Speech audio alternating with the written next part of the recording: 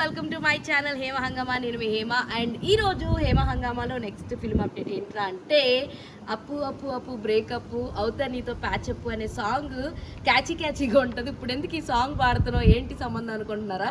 ఇంతకీ బ్రేకప్ అంటే అది వేరే బ్రేకప్, లవ్ బ్రేకప్ కాదు, ఫ్రెండ్షిప్ బ్రేకప్ అనుకోవచ్చు. అబ్బా ఎవరి బ్రేకప్, ఎందుకు బ్రేకప్, ఏంటి ప్యాచప్, ఈ గోలంతా అనుకుంటున్నారా? అదే మనం మాట్లాడేద్దాం. వస్తున్నా, ఫీల్ అవ్వద్దు, ఇరిటేట్ అవ్వద్దు. మన ఆలీ గారు తెలుసు కదా. సో అప్పుడు ఎప్పుడో ఎలక్షన్స్ పుణ్యమా అని చెప్పి పవన్ కళ్యాణ్ గారితో బ్రేకప్ అయిపోయారు.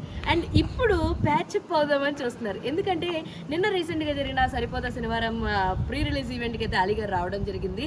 అండ్ అందులో సుమ గారు ఈ రెడ్ కలర్ క్లాత్ చూపించి దీన్ని చూస్తే ఏం గుర్తొస్తుందంటే మనోడు ఇండైరెక్ట్గా ఇది చూస్తే ఎవరికైనా ఆయనే గుర్తొస్తారు అని చెప్పేసి, అది ఎవరో నేను చెప్పాల్సిన అవసరం లేదు అని చెప్పి పవన్ కళ్యాణ్ గారి స్టైల్లో చెప్పేయడం జరిగింది. సో దీన్ని బట్టి చూస్తుంటే పవన్ కళ్యాణ్ గారితో మళ్ళీ ప్యాచప్ అయ్యే ఉద్దేశంలో ఉన్నారు అలీ గారు అని మనందరికీ అర్థమవుతుంది. ఎందుకంటే గతంలో ఎలక్షన్స్ టైంలో అలీ గారు వైసీపీ తరఫున పార్టిసిపేట్ చేయడం, అప్పుడు కొంచెం పవన్ కళ్యాణ్ గారిని అనడం, మళ్ళీ వీళ్ళందరూ ఒక కోల్డ్ వార్ అన్నది జరిగింది. దాని తర్వాత వీళ్ళిద్దరు ఫ్రెండ్షిప్ దూరం అయింది.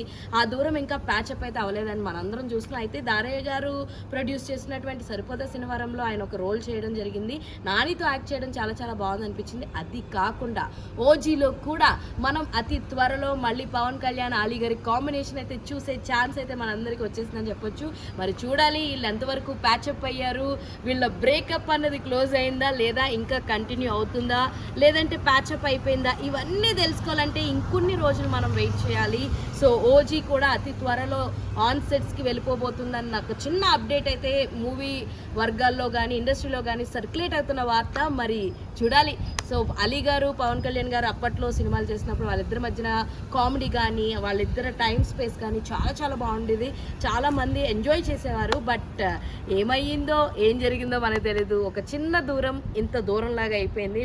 మొత్తానికి ఏదేమైనా ఇద్దరు ప్యాచప్ అయిపోవాలని నేనైతే చాలా బాగా కోరుకుంటున్నాను. సో ఇలాంటి ఇంట్రెస్టింగ్ అప్డేట్స్ కోసం ప్లీజ్ డూ ఫాలో హేమ హంగామా.